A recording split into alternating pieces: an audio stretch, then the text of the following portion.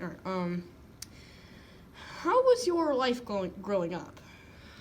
So I grew up in a big family. So I have four brothers and sisters. And then my parents divorced when I was young. Hmm. So my dad had some struggles with drug addiction, and he was also very physically abusive to my mom. Hmm. I do have one of my younger sisters, she's only a year younger, is she has cerebral palsy. So she was always disabled as a child. And then just, I think, probably stereotypical poverty, just grew up in a low income, single mom household with a lot of kids, right? I kind of understand what you feel because my parents divorced when I was younger, so I can kind of empathize with you there. Yeah. And also seeing how it's a big family, I understand how it would have been a little bit trouble growing up. And Yeah. It um, just creates additional challenges, right? how I actually have two questions that you just answered. That's okay. I can expand if you need me to. Um, so do you think you can give a little bit more information on like certain spots that you kind of remember a little bit more about like your Hmm. childhood and growing up? Yeah, sure. So for us, we moved around a lot. So that is one thing that kind of sticks out in my mind. My mom didn't own a home until I was in high school. So it seemed like we were always moving. And we typically she could only afford like a two-bedroom house. So the four of us girls and my mom would be in one room, and then my brother would have the other bedroom. So there was always bunk beds. I slept in a twin bed with one of my sisters, the sister who had cerebral palsy, and then my mom, two of my other sisters slept up top, and then my mom usually had a twin bed. So we shared bedrooms. Um, and then unfortunately, things that stick out in my mind, a positive thing that sticks out in my mind is that, am I going ahead and answering your future questions? Sorry. Uh, A positive thing that sticks out was my school experience. So I always did really well in school, and I always felt like my teachers, I went to a really small school too, and I always felt like they really cared about me. Now, the negative things that stood out in my mind are there was lots of alcohol and drug abuse. I might not have known it as much then.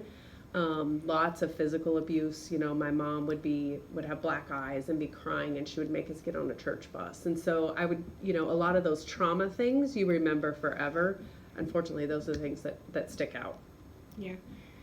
Um, so one of my questions was how many siblings do you have? Yeah. But maybe I can kind of just change that into do you have any little any backstory on like some of your other siblings, like your brothers? Yeah. So my brother is the oldest, and so I always felt like he had to take care of everyone or kind of be the man of the house.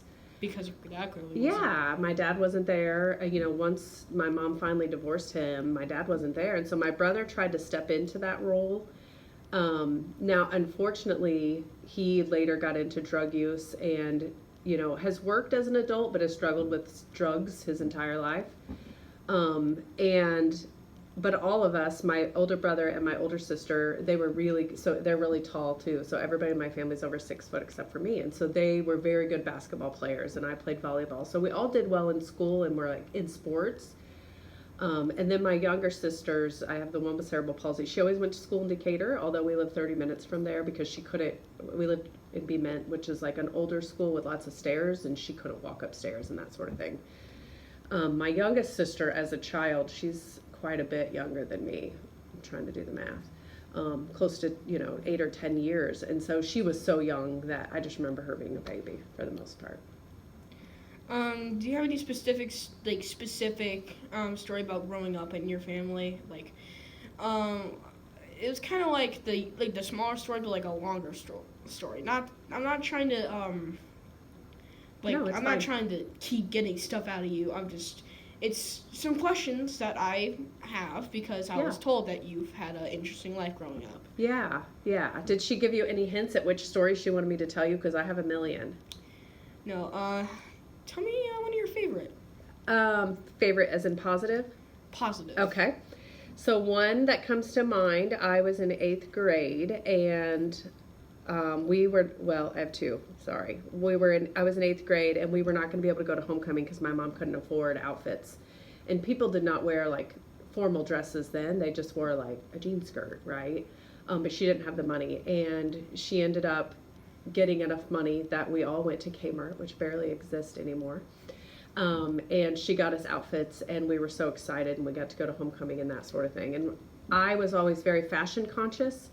And so back then, Guess jeans were popular, and they had a little triangle on the back. So of course at Kmart they didn't sell brand name clothes. So I bought like generic ones, and I like ripped the patches off so people might think they were brand name. I thought it was very clever then. It probably wasn't. Another story that's mostly related to poverty. When I was a senior, I was nominated for homecoming court, and again did not have the money to get a dress. And when homecoming's within a week, right? And so I was panicking. But on Thursday, my dad sent money like through Western Union. It was before Venmo and all of that. And I was able to get a dress. It was like a size too big, so I had to like hold it up the whole time. But, I felt like, I was very happy to be there. And I was homecoming queen and that sort of thing. And never expected it, but kind of a good thing that happened. How do you think that your childhood affects you as an adult today? Yeah, well, it's definitely affected how I work with students, especially students who are going through something difficult in life, right? Because I went through just a lot of difficult things, and I learned to kind of manage those and to manage emotions and to realize, if a kid is mad or upset at you, it's usually not. It's usually something else going on, right? And so it's helped me with that side of it, and just understanding that we all have different experiences that are really tough, and you just got to take your time with people. Like, we're all innately good people, and you just got to let people kind of work through those issues. So I always have a soft spot for first generation college kids, because I was the first person in my family. Neither one of my parents graduated from high school, so I was the first person in all of my family to graduate from college. And so my mom has 9 brothers and sisters, and my dad has 7. And so kids who are trying to break the cycle and do something different, right? That's always one of those things that I really kind of watch over those kids and try to help them figure out how to go to college and how to do these things. You empathize with them because you because know of my how experiences. they felt. Yeah. It definitely changes, affects how I do things. Personally, I learned a lot of what not to do. I love both of my parents, but do's and don'ts. With my own kids, yeah. So I remember being a teenager and thinking, I will never talk to my kids like this, right? I will never say things this hurtful and this hateful. And I have really worked hard my entire life not to repeat some of those mistakes. Yeah. Well, that's all my questions. We got them all? Yeah. Well, you'll have to ask Miss Fields what story she wanted me to tell you too, because she and I have talked a lot, so I don't know which one, but there's lots of good and bad.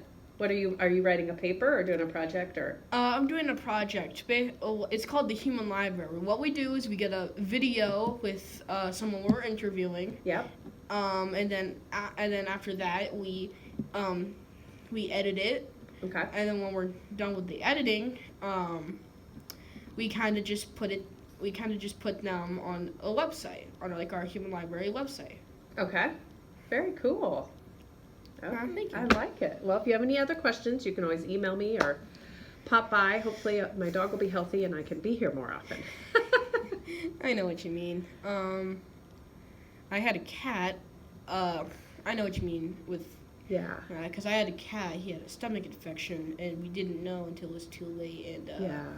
Our dog is about to be 13. I'm more of a cat person, but my husband is very, very close to this dog. So I've been taking it to the vet for him because he can barely handle any bad news right now. So, yeah.